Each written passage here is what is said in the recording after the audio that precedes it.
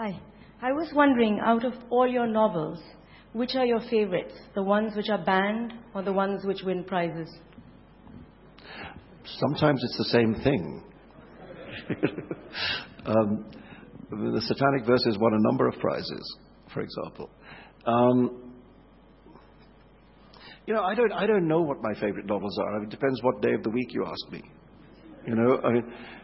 Truthfully, I do not read the works of Salman Rushdie.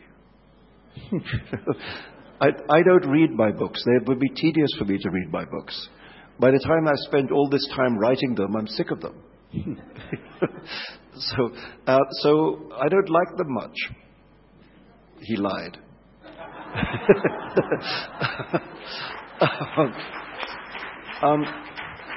I could say it's obvious that what happened with Midnight Children was really very important for me in my life as a writer. And so, I treasure what happened to that book. It was a wonderful moment for me. I'm extremely fond of Haroun and the Sea of Stories because I wrote it for my son. And it's unusual to write a book to please an audience of one. But after I wrote it, I must say it occurred to me that many of the children's books that I most admired had also been written for very specific children.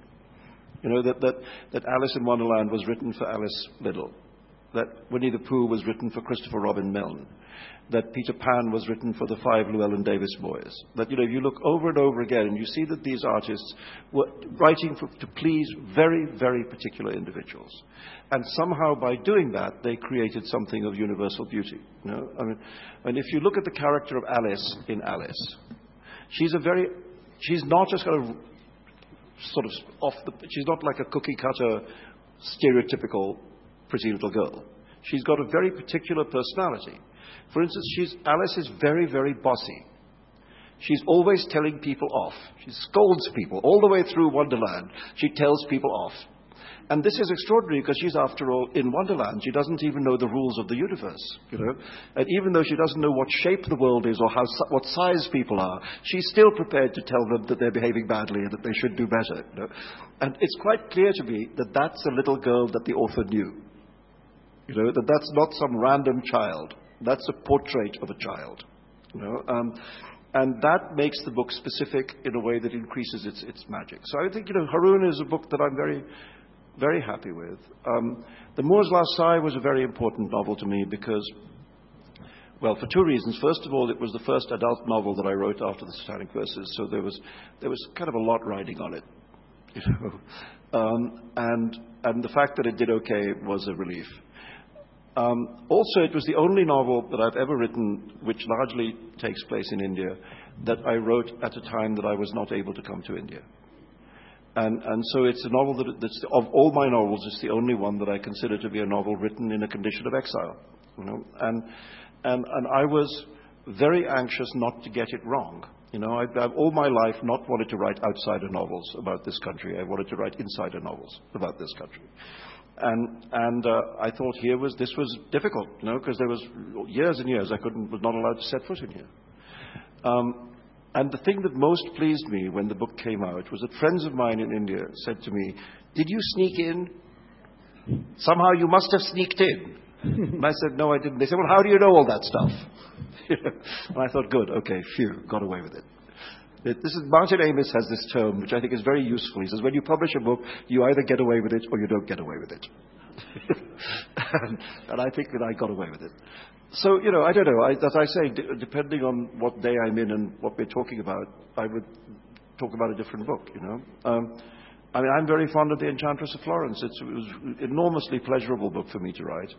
But sometimes I think I'm actually more proud of Shalimar the Clown, which is a much darker book, tougher book to write, maybe less crowd-pleasing, than The Enchantress of Florence, but maybe better. I don't know, but the truth is, I really don't know. I just write them. You have to tell me what's better than what and what you think. I'm just the poor schmuck who has to sit there doing the work. Before we close, I'd like you to tell us about Pakistan. What's gone wrong there? It's part of your ancestry. You've written books about it. You actually lived there for a while. I don't know. How long have you got? What's gone wrong in Pakistan? Okay, tell us in short.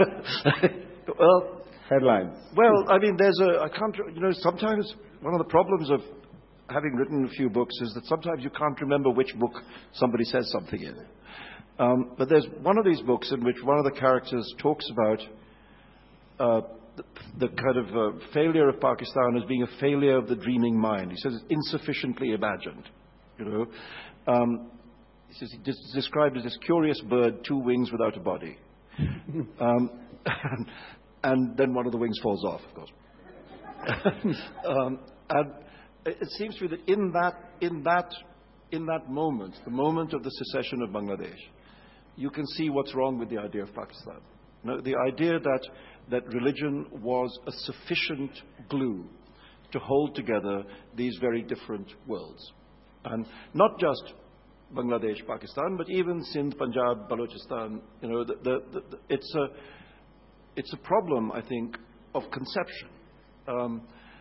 And Pakistan has suffered from that. And I don't know, what am I to say? I can only say what I think most of you probably know. The problem of Pakistan right now is that you have a 3-part power structure, of which the elected government is the least powerful.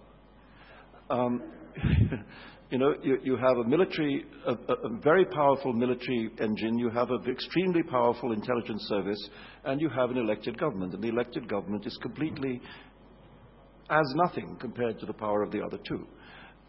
So the question is, what does the army think and what does the ISI think? And how do they relate to the rest of the world? And clearly, many of the problems, including the attacks in Bombay and so on, arise out of that anomaly. It may well be that the Pakistani government didn't even know about the attacks in advance because they were not planned with their consent. Or maybe they did, but there's nothing they could do about it. So when you've got that kind of a power elite, it creates all kinds of problems. Now, I mean, in the last couple of weeks, we've seen what may or may not be a change of attitude in Pakistan. I mean, the fact that, whatever it is, 8, 9, 10 senior Taliban leaders have been rounded up, in almost as many days, after in the previous 10 years, none of them were arrested, suggests that people knew where they were all along, or had a damn good idea of where they were. So I mean, look, in the end, nations act out of self-interest. They act out of what they believe is where their interest lies. And for a long time, Pakistan believed that to support the so-called Afghan Taliban was in their interests because Pakistan has been worried about the rise of Indian influence in Afghanistan and believed that the Afghan Taliban could act as a Pakistani counterweight to that growing Indian influence in Afghanistan. As usual, the obsession with India cripples Pakistan's foreign policy. If they've now ceased to think that and are willing to move against the Afghan Taliban as well as the so-called Pakistani Taliban, whether there's any real difference, I'm not sure, then that's a change of mood. And if they are willing to carry that on to attack the other groups, including the ones that have attacked this country, the Jaish-e-Mohammed, the Lashkar-e-Taiba, then we're talking, But I don't know, my distrust of the Pakistani power elite is almost infinite. Will they ever get a full-fledged democracy or always be a bonsai democracy? Well, they would have, the people want it. It's very interesting. Every time the people of Pakistan are allowed to vote, they vote in very large numbers. They're very enthusiastic about the idea of voting, and they never vote for the extremist parties. The religious parties get like 1% of the vote. So when you ask the people of Pakistan, they are not radical or fundamentalist. But nobody asks them. Or not very often. I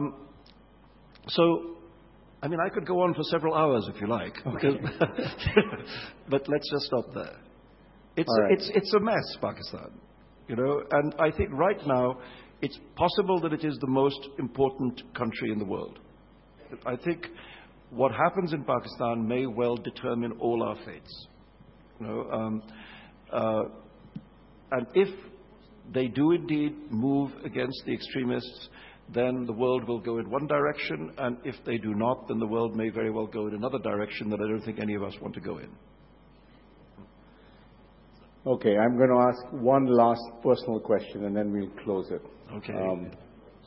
I hope you won't hit me for it. You're very far away. Well, it's about, let's take it from, for men like me who are over 60 years old and lots of young-blooded men here. Everybody would like to know the secret of you escorting charming young ladies or being surrounded by them at all times. Want to tell us what it is? Yeah, drugs. Beg your pardon?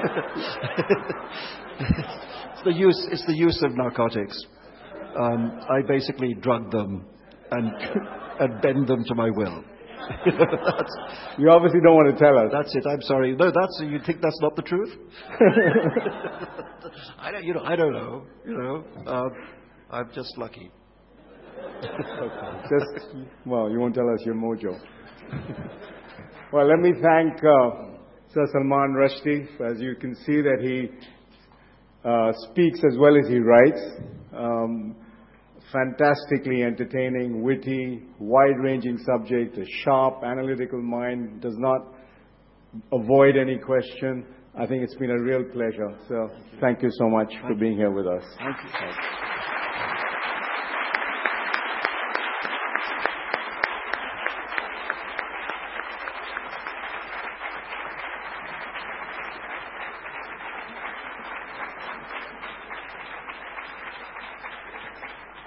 Mr. Arun Puri, if you could just present the India Today Conclave memento.